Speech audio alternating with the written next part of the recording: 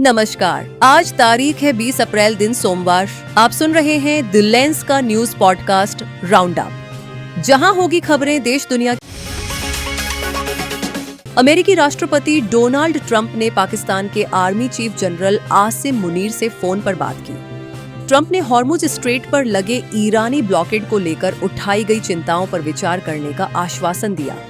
आसिम मुनीर ने ट्रंप को बताया कि अगर हॉर्मुज पर रोक जारी रही तो ईरान के साथ शांति वार्ता आगे नहीं बढ़ पाएगी। दरअसल अमेरिका द्वारा ईरान के पास समुद्री नाकेबंदी लगाए जाने के बाद ईरान ने हॉर्मुज स्ट्रेट बंद कर दिया था। इस तनाव के बीच ईरान ने 2 भारतीय जहाजों पर भी फायरिंग की और 14 जहाजों को रोक लिया। तेल की कीमतें बढ़कर ब्रेंट क्रूड $96.27 प्रति बैरल तक पहुंच गई हैं। ट्रंप ने इसे ईरान के लिए आखिरी मौका बताया है, जबकि ईरान दूसरी दौर की शांति बैठक में शामिल होने से इनकार कर चुका है। देश के कई हिस्सों में लगातार भीषण गर्मी और लू का प्रकोप जारी है। राजस्थान, उत्तर प्रदेश, मध्य प्रदेश, छत्तीसगढ़, झारखंड, ओडिशा और महाराष्ट्र के विदर्भ क्षेत्र में तापमान 40 से 45 डिग्री सेल्सियस के बीच पहुंच गया है। रविवार को महाराष्ट्र के अकोला और वर्धा सबसे गर्म रहे, जहां पारा 45 डिग्री तक चढ़ गया, जबकि प्रयागराज में 44.6 डिग्री तापमान दर्ज किया गया। भारत मौसम विज्ञान विभाग ने 19 से 23 अप्रैल तक इन राज्यों में लू का अलर्ट जारी किया है। हालांकि अगले 48 घंटों में पश्चिमी विक्षोभ के प्रभाव से कई इलाकों में बादल छाने, तेज हवाएं चलने और हल्की बारिश की संभावना है, जिससे गर्मी से कुछ राहत मिलने की उम्मीद है।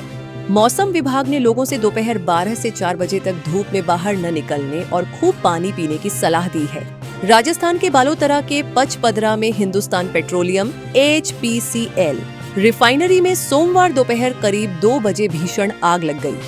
आग रिफाइनरी की क्रूड डिस्टिलेशन यूनिट CDU और वैक्यूम डिस्टिलेशन यूनिट VDU में लगी, जिसका उद्घाटन मंगलवार को प्रधानमंत्री नरेंद्र मोदी करने वाले थे।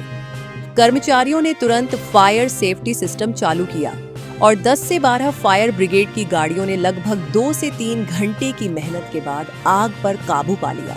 पूरे क्षेत्र को खाली करा लिया गया। इस घटना में किसी के हताहत होने की खबर नहीं है। प्रधानमंत्री का कल का दौरा स्थगित कर दिया गया है। हैदराबाद से हुबली जा रही फ्लाई 91 एयरलाइंस की एक फ्लाइट रविवार को खराब मौसम के कारण लगभग 2 घंटे तक हवा में चक्कर काटती रही।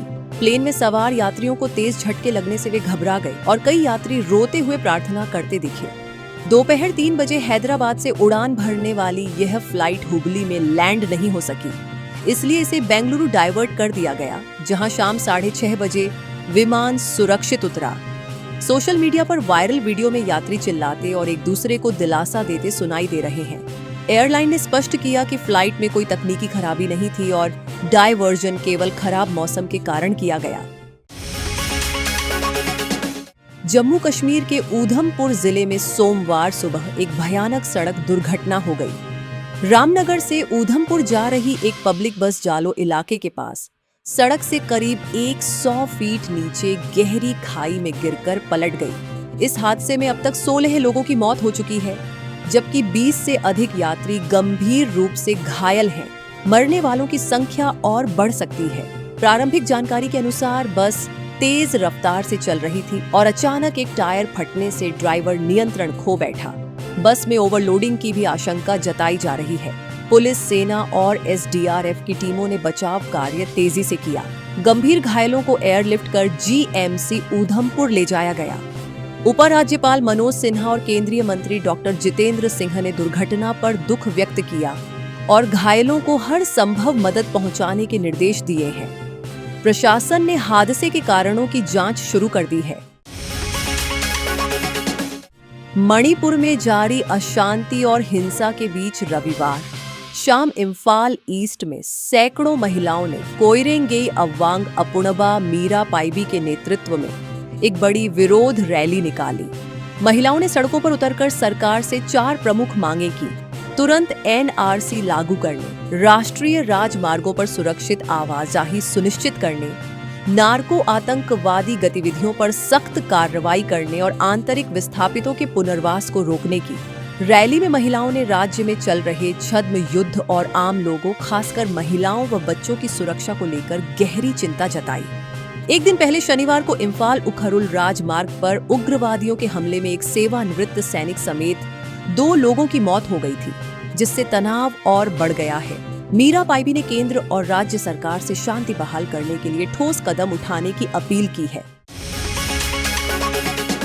मध्य प्रदेश के सतना जिले में एक चौंकाने वाली लापरवाही सामने आई है।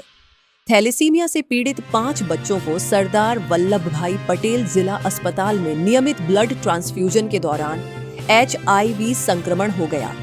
स्वास्थ्य विभाग की जांच में ब्लड बैंक की गंभीर अनियमितताएं सामने आईं, जिनमें एक्सपायर्ड ब्लड जारी करना, डोनरों के फर्जी रिकॉर्ड रखना, उचित टेस्टिंग न करना और सस्ते रैपिड कार्ड टेस्ट का इस्तेमाल शामिल है। ये बच्चे 3 से 15 साल की उम्र के हैं और हर महीने ब्लड छड़वाते थे। प्रारंभिक जांच के बाद ब्लड बैंक प्रभारी समेत 3 कर्मचारियों को सस्पेंड कर दिया गया है। राष्ट्रीय मानवाधिकार आयोग ने मामले का संज्ञान लिया है और राज्य सरकार ने सभी ब्लड बैंकों की जांच के निर्देश दिए हैं। प्रभावित बच्चों को HIV का इलाज शुरू कर दिया गया है। छत्तीसगढ़ के चर्चित रामावतार जग्गी हत्याकांड में पूर्व मुख्यमंत्री अजीत जोगी के बेटे अमित जोगी को सुप्रीम कोर्ट से अब भी राहत नहीं मिली है। सुप्रीम कोर्ट ने अमित जोगी द्वारा दायर दोनों याचिकाओं को एक साथ संयुक्त सुनवाई करने का फैसला किया है। पहली याचिका CBI को अपील की अनुमति देने के खिलाफ है, जबकि दूसरी याचिका छत्तीसगढ़ हाईकोर्ट के उस फैसले के खिलाफ है जिसमें उन्हें हत्या का दोषी ठहराते हुए उम्र कैद की सजा सुनाई गई थी। अब इस मामले की अगली सुनवाई 23 अप्रैल को होगी। अमित जोगी ने सोशल मीडिया पर कहा कि उन्हें न्यायपालिका पर पूरा भरोसा है। बता दें कि रामावतार जग्गी की वर्ष 2003 में गोली मारकर हत्या कर दी गई थी और इस मामले में अमित जोगी को हाल ही में हाई कोर्ट ने उम्र कैद की सजा सुनाई थी। आज के लिए बस इतना ही। कल फिर मिलते हैं नई खबरों के साथ। खबरों को विस्तार से पढ़ने के लिए विजिट करिए हमारी वेबसाइट dalens.in पर। YouTube के अलावा हमारे पेज को Facebook, Instagram और X पर भी फॉलो करें। शुक्रिया। देश दुनिया की रखी खबर हर रोज हर शाम कानो कान सुनते रहें द लेंस पॉडकास्ट। रही अपडेट लेंस के साथ।